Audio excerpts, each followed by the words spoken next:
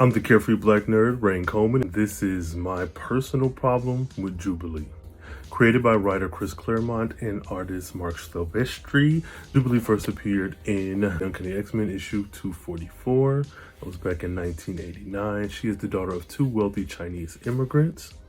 Jubilee was born in Beverly Hills, California. Her parents were murdered. She was sent away to an orphanage. She escaped that orphanage, ran into the Hollywood Mall, and survived off of food that she stole from different vendors until she was discovered by security, who then called in M-Day, who were these like Ghostbuster, mutant hunter type of characters that came to find her. It just so happened that a lot of the women from the X-Men who were currently in the Outback at that time were visiting the mall. She followed them through their portal. She stayed there for a time without them knowing.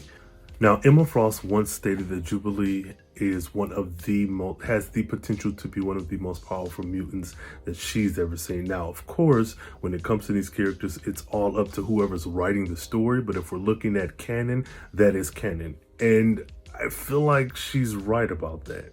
Now, Jubilation Lee, or Jubilee, has spent so much time running around with the X-Men in the Outback. Through Madripoor with Wolverine, she was like in like a dozen of his issues with him.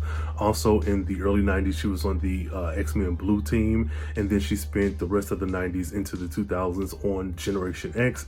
Now, with all that, I personally feel like no one really knows what to do with her. She's been depowered, she's been a vampire, she's been a mother, she's been a teacher, like, and all experiences she's garnered over her run, and she still doesn't feel like, in my opinion, that she's getting the just due that she deserves. And I say that because she is an audience surrogate. She happens to be for the 90s, where Kitty Pryde was of the 80s, and Kitty has gone through a ton of changes and reboots and reimaginings, and her status as an X-Men and as a leader has always remained. And I'm like, why isn't Jubilee getting this same treatment?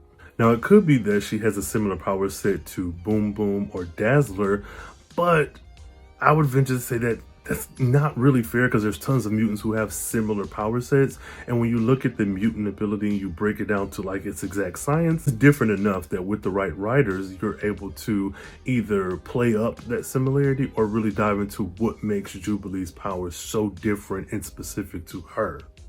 Like and follow for more.